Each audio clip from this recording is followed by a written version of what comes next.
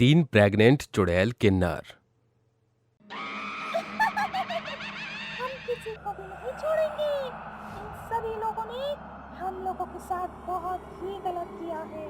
हाँ बहन, अगर हमने इन्हें छोड़ दिया तो ये लोग हम जैसे लोगों की अहमियत बिल्कुल भी नहीं समझेंगे। तो देर किस बात की, चलो चलकर अपनी मौत का बदला लें। तो दोस्तों, आखिर चुड़ैल आपस में ऐसी बातें क्यों कर रही थी? आइए इन सब के पीछे का राज हम पता लगाते हैं। वो तीनों चुड़ैल हवा में उड़ते हुए गांव के अंदर जाती हैं, जिसके बाद वो तीनों चुड़ैल इंसानों को देख उन पर हमला करने लगती हैं। वो चुड़ैल एक एक इंसानों को उठाती हैं और जिंदा चबा जाती हैं। इस तरह चुड़ैल लोगों को मारकर खा जाती हैं और अपने आप वहां से गायब हो जाती हैं। और वो चुड़ैलें हर बार आती हैं और इंसानों को खाकर चली जाती हैं। ये सब देख गांव के सभी लोग आपस में बात करते हुए बोलते हैं, हे भगवान, ये चुड़ैलें तो हमेशा आती हैं और लोगों को मार कर चली जाती हैं। चुड़ैल ऐसा क्यों करती हैं? मैं तो वो नहीं जानता, लेकिन जो भी हो, ये चुड़ैल बहुत ही भयानक और खूंखार हैं। मैंने तो सुना है कि वो जो तीन चुड़ैलें हैं कोई मामूली चुड़ैल नहीं, बल्कि प्रेग्नेंट चुड़ैलें हैं। अरे, ऐसा कैसे हो सकता है? मैंने तो ये सुना है कि वो चुड़ैल किन्नर है। भला किन्नर प्रेग्नेंट कैसे हो सकती हैं? चाहे जो भी हो, इसके पीछे का क्या राज है, हमें इस राज का पता लगाना ही होगा। इतना कहकर सभी गांव वाले अपने घर के अंदर चले जाते हैं और शाम होते ही वो तीनों चुड़ैल वहां आती हैं कि तभी गांव वाले उन चुड़ैलों से गुस्से में बोलते हैं, ए चुड़ैल, आखिर तू है कौन और तू हमारे गांव में अपना आतंक क्यों फैला रही है?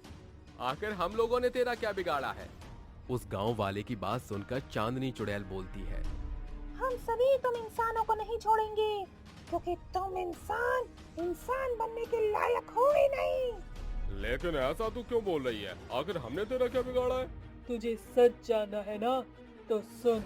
चंपानगर गांव में एक साथ तीन घर में तीन लड़कियां पैदा होती हैं। जैसे ही चांदनी के घर में ये बात पता चलती है कि चांदनी कोई लड़की नहीं बल्कि एक किन्नर है, तो उसके पिता उसको कूड़े में फेंक देते हैं। तो वहीं दूसरी तरफ चुन्नू और सीता के माता पिता भी उसको कूड़े में फेंक देते हैं। वो तीनों बच्चियां कूड़े में ही खेल कूद कर बड़ी होती हैं। जिसके बाद जब उन्हें ये सच्चाई पता चलती है कि वो एक किन्नर है, तब उन्हें अफसोस होता है, लेकिन वो हार नहीं मानती और हर घर में जाकर लोगों को दुआएं देने लगी। ऐसे ही एक बार की बात है, वो तीनों विमला नाम की औरत के घर में जाती हैं और उनसे पैसे देने को कहती हैं। हाय हाय, अरे हमें कुछ पैसा दे दे रे, भगवान तुझे सारी खुशियाँ देगा। दीदी, कैसी खुशियाँ? मेरी शादी को 10 साल गुजर गए, लेकिन मेरी एक भी औलाद नहीं हुई है। मैं तो इतनी दुख में हूँ और तुम मुझे खुशियों की दुआएं दे रही हो। अरे बेटा, हम तुझे इसीलिए दुआएं दे रहे हैं क्योंकि हमें ये पता है कि हम किस घर में आए हैं। मैंने तो सुना है आपकी दुआओं में बहुत ही ताकत होती है।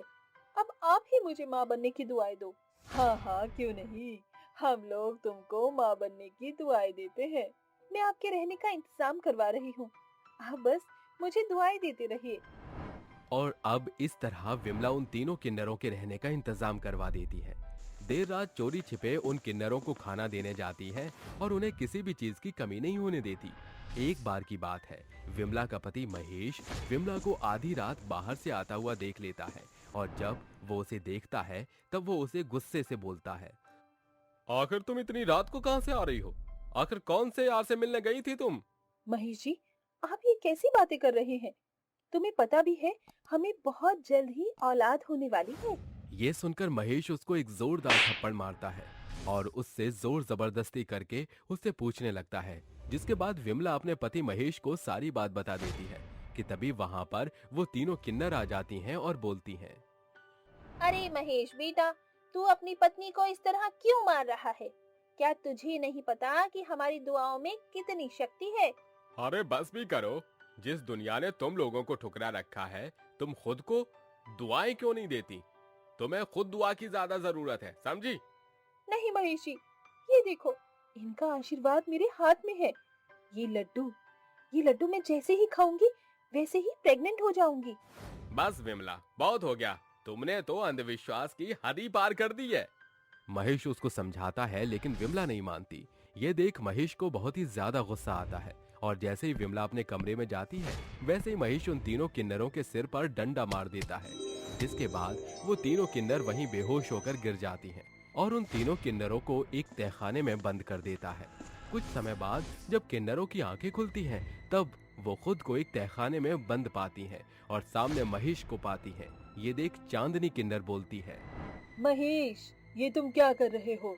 आखिर हम लोगों ने तुम्हारा क्या बिगाड़ा है? अरे तुम लोगों ने मेरा कुछ नहीं बिगाड़ा। जिस समाज ने तुम लोगों को ठुकराया है आज तुम उसी समाज में रहने की सपने देख रही हो। ऐसा कभी तो हो नहीं सकता। और ये लड्डू मेरी पत्नी नहीं, तुम खुद खाओगी।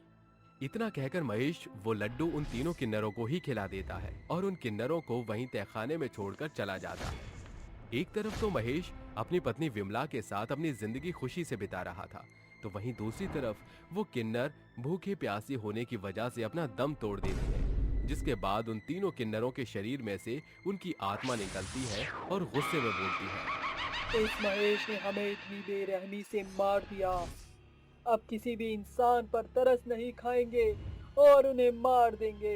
इस तरह हमारी मौत हो गई और तब से हम तुम इंसानों को मार कर खाते हैं। अरे हम मानते हैं तुम्हारे साथ बहुत ही ज्यादा गलत हुआ है, लेकिन हम मासूम इंसानों को नहीं मार सकती भाई। कभी नहीं, हम तुम इंसानों को कभी नहीं छोड़ेंगे। आखिर क्यों हम लोगों को इस समाज से अलग किया जाता है? क्या हम इंसान नहीं हैं? आखिर खून तुम्हारे भी अंदर है और हमारे भी, दर्द तुम्हें भी होता है और हमें भी, तो फिर इस तरह भेदभाव क्यों? उन किन्नर चुड़ैलों की बात का जवाब किसी के पास भी नहीं होता और सभी चुपचाप गर्दन झुकाए वहां पर खड़े रहते हैं। उन लोगों को अपनी बातों का जवाब न देता हुआ देख वो सभी चुड़ैल अब एक बार फिर इंसानों को अंधाधुंध मारने लगती हैं कि तभी पीछे से विमला आती है और उन चुड़ैलों को आग लगा देती है। इस तरह चुड़ैल जलकर मरने लगती हैं।